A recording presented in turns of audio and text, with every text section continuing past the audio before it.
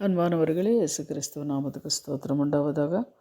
இந்த உலகத்தில் நம்ம சமாதானம், இந்த பூமியில் நம்மளுக்கு சமாதானம் சந்தோஷம் வேணும்னா கர்த்தர் இருந்தால் மட்டும்தான் நமக்கு சமாதானம். எவ்வளோ ஆஸ்தி அந்தஸ்து இருந்தாலும் நம்மளுக்கு சமாதானம் கிடைக்காது. தேவன் இருக்கும்போது தான் நம்மளுக்கு சமாதானம். நினச்சி பாருங்கள். இப்போது நல்லா ரிச்சாக இருக்கிறவங்க, பணக்காரங்களாக இருக்கிறவங்களுக்கு அவங்களுக்கு போய் கேட்டதாக தெரியும் அவங்களே எப்படி இருக்கிறாங்க அப்படின்னு சொல்லி.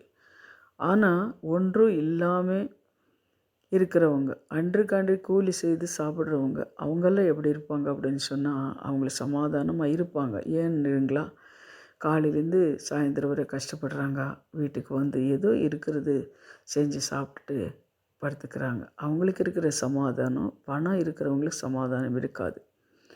அதனால் நமக்கு சமாதானம் இந்த உலகத்தில் வேணும்னா நம்மளுக்கு சமாதானம் வேணும்னா தேவன் இருந்தால் மட்டும்தான் நம்ம சமாதானம். கர்த்தர் நம்மளோட இருக்கும்போது நம்மளுக்கு சமாதானம், அவர் இருக்கும்போது நம்மளுக்கு சந்தோஷம். பாருங்கள், ஒரு காரியம், நீ எங்கேயாவது ஒரு ஊழியத்துக்கு போயிட்டு வந்துட்டீங்கன்னு வச்சுக்கோங்களேன், அன்றைக்கி நீங்கள் நல்லா சமாதானம் உங்களுக்கு இருக்கும். ஏன்னா ஆண்டவரை பற்றி நாங்கள் அவங்களுக்கு சொல்லிட்டு வந்தோம், அவங்க குடும்பத்தில் அற்புதங்கள் நடந்தது, அவங்க ரட்சிக்கப்பட்டிருக்காங்க அப்படின்னு சொல்லி நினச்சிக்கும் போதே நம்மளுக்கு ஒரு சந்தோஷம் வரும்.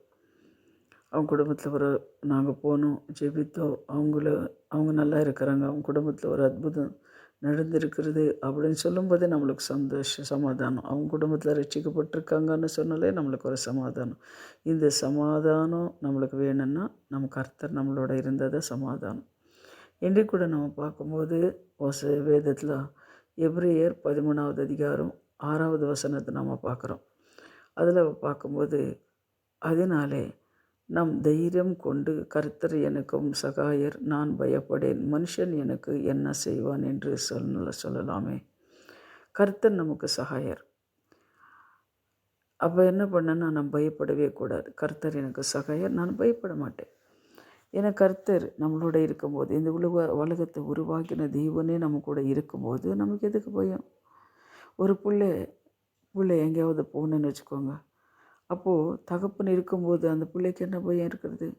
ஒன்றுமே கிடையாது. அதுபோல தான் உங்களுக்கும் எனக்கும் கர்த்தர் இருக்கும்போது எதுவும் பயமும் நம்மளுக்கு இருக்கக்கூடாது. ஆதியாகம் 18:4 நீங்கள் பாருங்கள்.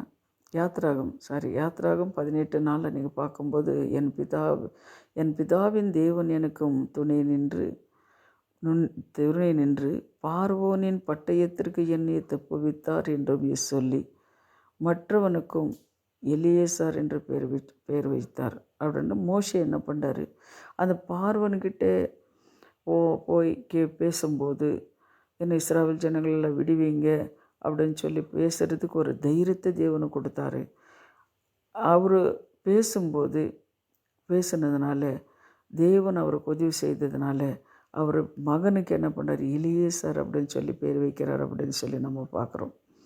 அதே போல் நீங்கள் ஆதியாகம் 15:1 கூட நீங்கள் பாருங்கள்.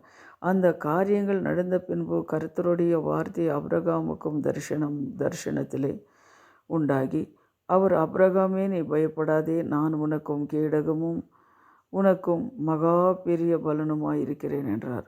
அப்போ அவர் என்ன பண்ணுறாருன்னா, தேவன் அப்ரஹாம்னு பார்த்து எப்படி சொல்கிறாரோ அதுபோல் உங்களை பார்த்து கூட தேவன் சொல்கிறாரு, நீ பயப்படாதே, நிச்சயமாகவே உன்னை என்ன பண்ணுவேன், நான் ஆசீர்வதிப்பேன், நீ பயப்படாதே, தைரியமாயிரு, கர்த்தர் எனக்கு சகாயர், நான் பயப்பட மாட்டேன். மனுஷன் எனக்கு என்ன செய்வான்? மனுஷன் நம்ப முடியாது. மனுஷன் எப்படி இருந்தாலும் என்ன, ஒரு நாள் 2 நாள் பார்ப்பாங்க, அதுக்கப்புறம் கைவிட்டுடுவாங்க. ஆனால் கர்த்தர் கடைசி வரை இருக்கிறது அவர் தான். உங்கள் குடும்பங்களில் என்னென்ன காரியத்துக்காக நீங்கள் ஜெபித்து கொண்டு இருக்கிறீங்களோ நீங்கள் சொல்லுங்கள், கர்த்தர் எனக்கு சகாயர், நான் பயப்பட மாட்டேன் அப்படின்னு சொல்லி ஜெபம் பண்ணுங்க. கர்த்தர் உங்களோட இருந்து உங்கள் ஜெபத்தை கேட்டு தேவன் பதில் கொடுக்குறவராக இருக்கிறார். இப்போ ஜெபிக்கலாம்.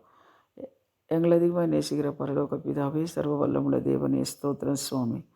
நீர் கர்த்தாவே, இந்த வார்த்தை கேட்குற ஒவ்வொருத்தருக்கும் நீர் சகாயராக இருந்து அவர் என்னென்ன காரியத்துக்காக பயப்படுறாங்களோ அந்த பயத்திலிருந்து அவங்களுக்கு விடுதலை கொடுத்து சமாதானம் சந்தோஷத்தை கொடுங்க ஐயா. தேவன் கர்த்தாவை உங்களை நம்பின பிள்ளைங்களை ஒரு நாளும் நீர் கைவிட மாட்டீர். அபிரகாமுக்கு நீர் எப்படி கர்த்தாவை வாக்குத்தத்தம் கொடுத்தீரோ அந்த வாக்குத்தத்தின்படி கர்த்தாவை கேட்குற ஒவ்வொரு பிள்ளைங்களும் நீர் ரட்சியுங்க. இயேசுவின் நாமத்தினாலே பிதாவே, ஆமேன் ஆமேன். கர்த்தர் உங்களுக்கு சகாயராக இருக்கிறார். நீங்கள் எந்த இதுக்கும் நீங்கள் பயப்படாதீங்க. கர்த்தர் உங்களுக்கு சகாயம் இருந்து பாதுகாப்பார். ஆமேன்.